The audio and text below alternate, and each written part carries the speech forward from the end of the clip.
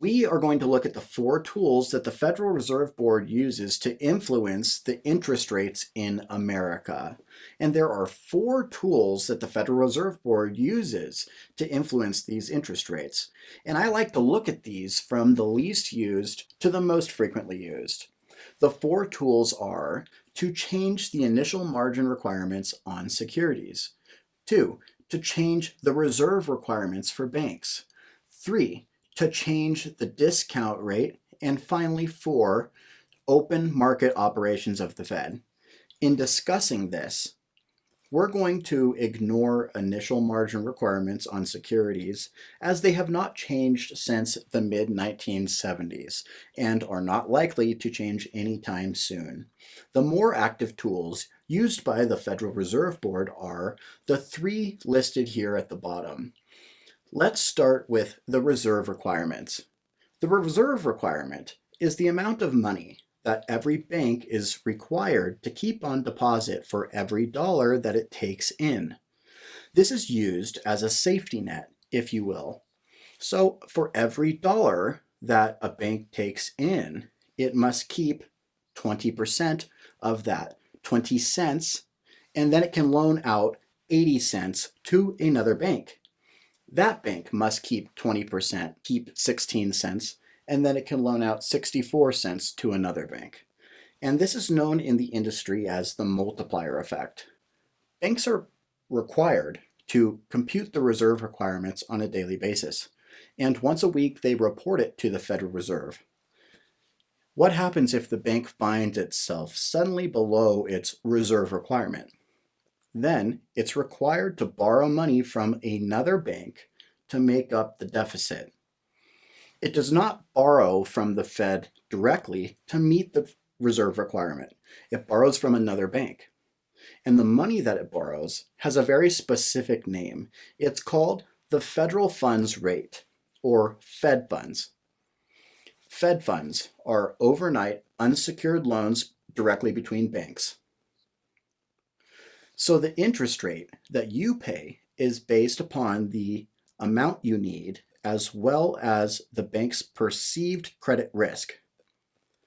The more money you need and the higher your risk, the more interest you're going to pay. The Fed fund interest rate is said to be the most volatile interest rate. The next rate is the discount rate. This is the rate that the Federal Reserve charges member banks when they borrow directly from the Fed. This is the rate that the Fed discusses at its quarterly meetings, and currently they've been considering raising the discount rate.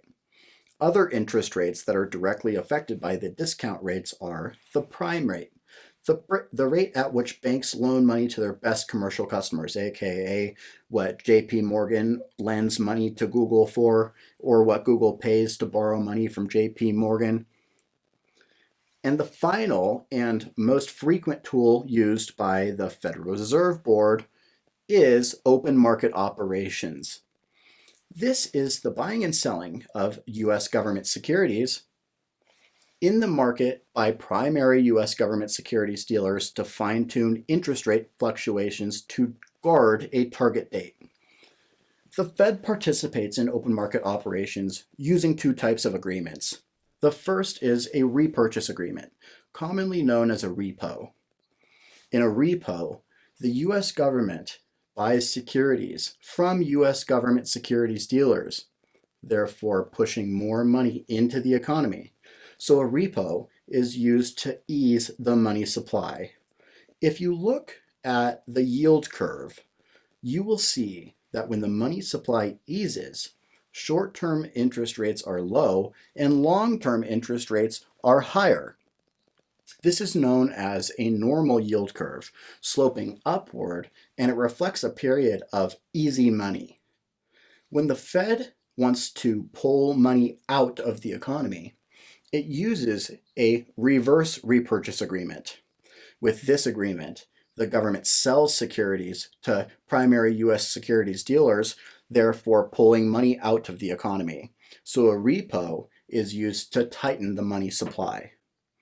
If you look at the yield curve here, when the money supply is tightened, short-term interest rates increase. Depending upon how much they increase by, you could have what's known as an inverted yield curve, one that slopes downward.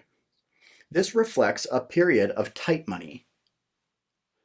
Open market operations, repurchase agreements, and reverse repurchase agreements are all actions used by the Fed to influence the daily movements of interest rates.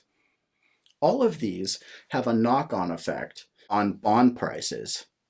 As the government raises interest rates, the prices of outstanding bonds will decline. As interest rates are lowered, the prices of outstanding bonds will rise. So the actions of the Federal Reserve Board are felt in the bond markets by bond investors every single day.